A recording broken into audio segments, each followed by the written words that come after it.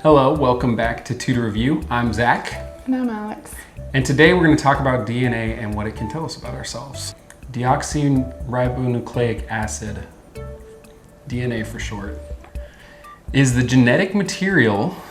Oh my god. Nobody needs to have you say this because Google does it. Okay. You know what I mean? You know what DNA is. Okay, I think we've learned, as of late, that our DNA can show us a lot of stuff about ourselves, like family history, what we're at risk for more than others, and where we come from. So sit back, relax, and let's dive into the world of DNA.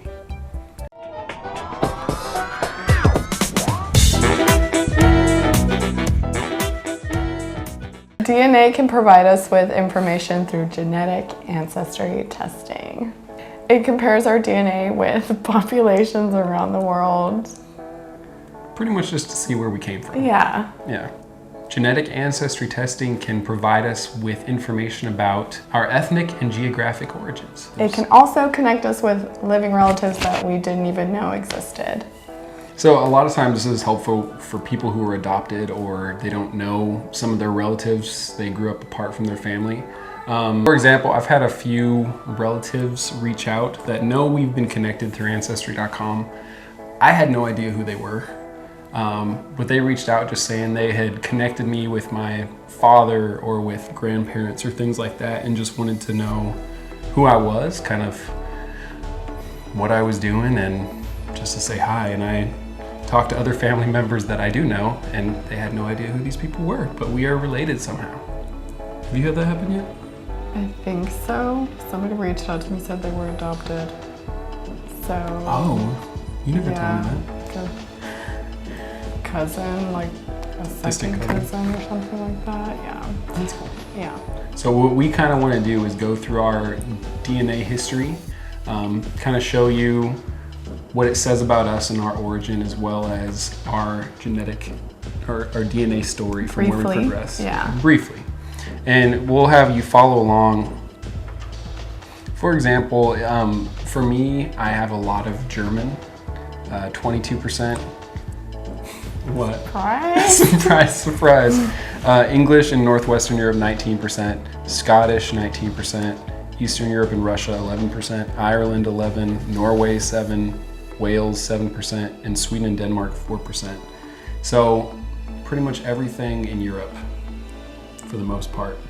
But it's been really interesting to look. Sometimes it'll update. Ancestry.com, it's constantly reviewing its data. And so eventually you might get something that says you were 30% Scottish, and then the next time you're 20% Scottish. Because it's trying to, as it gets more and more people through the system, it's updating it and kind of giving you a better idea. 38% Spain. Mexico is 19%, and that includes Texas, the bottom of Texas. Portugal is 18%. Basque is 9%. And then Northern Africa is 5%. Jewish peoples of Europe is 5%. And Egypt is 2%, and then England is 2%. So a wide variety. Oh yeah, Southern Italy is 1%, and Ireland is 1%. So I don't know how. You definitely have more of a mix than I do in terms of where we're from. But I also wanted to show just an idea. It actually gives you your DNA story over time. So if you're following along on my video. I did not see that. Yeah. It gives you an idea of the 1700s. My ancestors were part of some of the early Connecticut and New York settlers. And then it goes to early Connecticut and New York settlers again in 1725. Eventually it gets up to when it's growing a little bit more Midwest. And then finally in 1850-ish, we get more Midwest to the Western US settlers. And then 1900s ends up more in where we are right now in Washington. I mean, I think mine is pretty self-explanatory. A lot of my people came from Spain or Basque Peninsula, and they went to Mexico. So the next thing we thought would be interesting is to kind of go over what your DNA tells you about your health. we actually uploaded our DNA file into an app. Okay. There's several different apps and websites where you can upload your DNA profile, and it'll kind of give you a genetic idea of your predispositions and what's good or bad for you. For example, what do you want to talk about yours? I forget how it's put, but it says that if I wanted to lose weight, I need to consume more carbs, Which I would love. less protein or something like that. I also know it talks about some of the things that it can bring up are illnesses that could run in your family or predispositions to illnesses, which some people don't always want to find out, but it could help you in the long run. Do you know much about that? Being in like the healthcare industry? I mean, that's like a big thing. Like you're predisposed, like say you have like grandparents that are diabetics.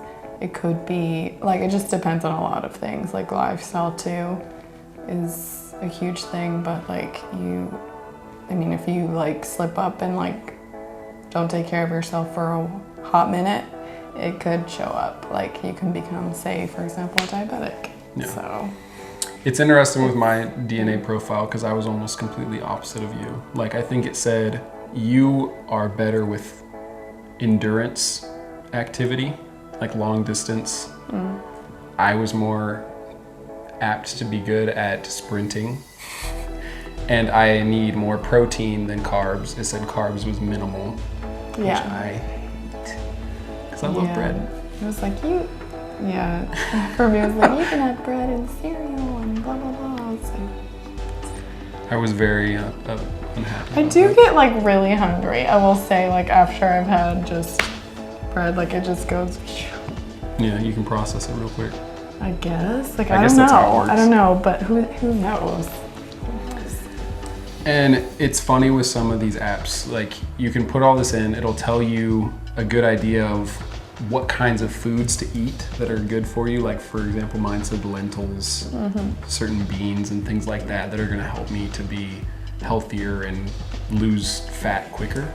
Have not adhered to that super strictly yet, no. Nobody can force you. Nobody can force you to do what is the best for you. Yeah. You're like, there are these foods in the fridge, eat them. Doesn't eat them. But I think the one thing that people need to be aware of is there's also potential downsides to having your DNA out on the internet. We did it because we were really interested in finding out where we were from. We weren't super worried about, getting knocked for a murder or something somewhere. Oh, like privacy. Yeah, privacy.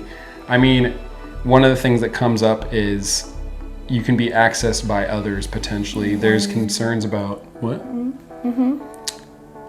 Like your DNA data and who has access to it. Nobody really knows.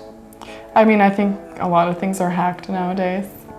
So And it may be something that's a downside. That may be something that's more of a concern in the future, as DNA might be utilized more in different aspects of our life. Yeah, this might sound like a sci-fi like crime thing or whatever, but like you never know, somebody can hack and then take whatever and then plant.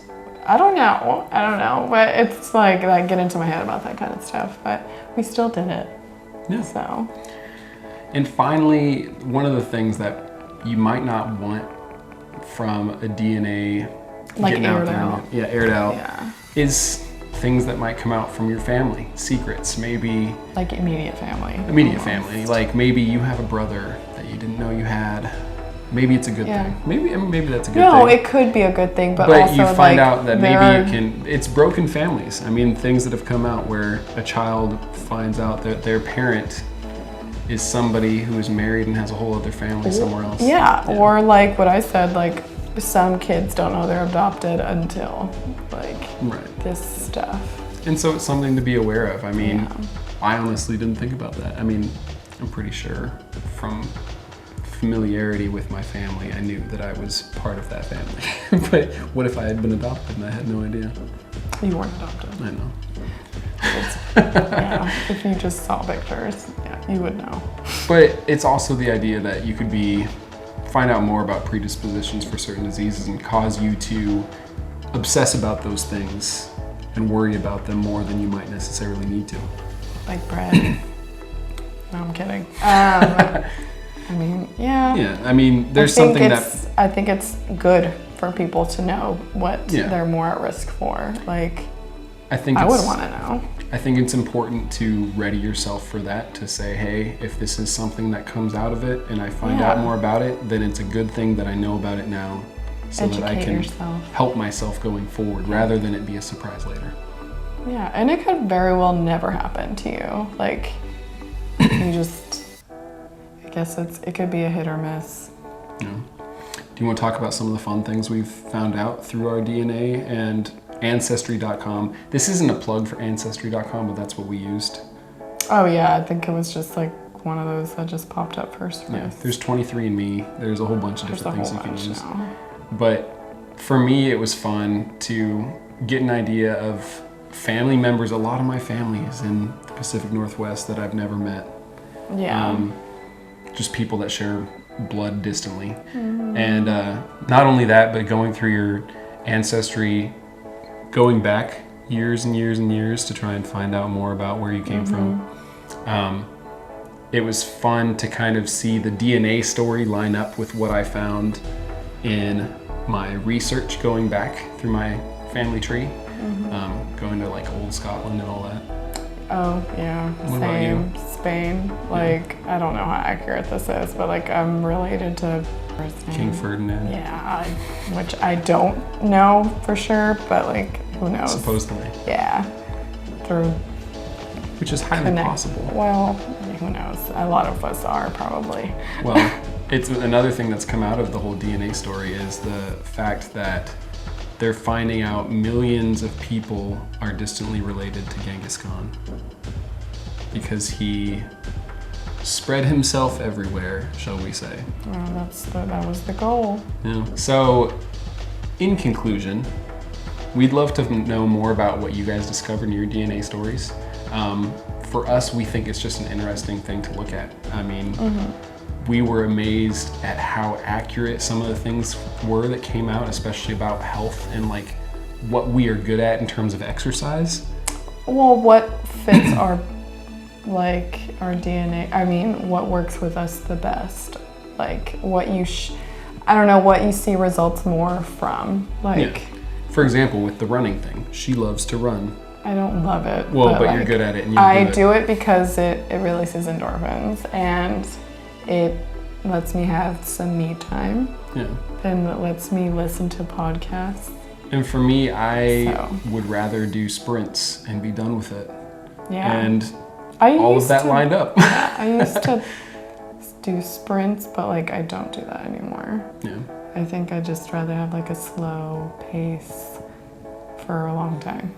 But yeah, if you find something that you think fit you very well with your DNA story, we'd love to hear it. It's fun to find out more, and maybe on a future episode we can kind of talk about some of the things people let us know with your permission. Yeah. But also, not that I don't know if anybody cares, but like I looked back to see how far, like obviously Spain conquered Mexico, but like around 1600s is when I started seeing family like in Mexico, or 1700s. And I'm first generation. Yeah. So that until now, I guess, right? Yeah. Been in the same area for the longest time, yeah. Weird. But that has been our little spiel about DNA and what we found and what we think would be fun for other people to check out if you don't mind your DNA being out on the internet. Yeah. But tune in next time. We're gonna have more fun things to talk about, whether it's a new hike, now that we're getting closer to the hiking season, or we actually are trying to think of some more topics like this or tutorials that you guys would want to see. So please let us know. Yeah. Until next time, I'm Zach. I'm Alex. And this is to review. Yep. Thank you.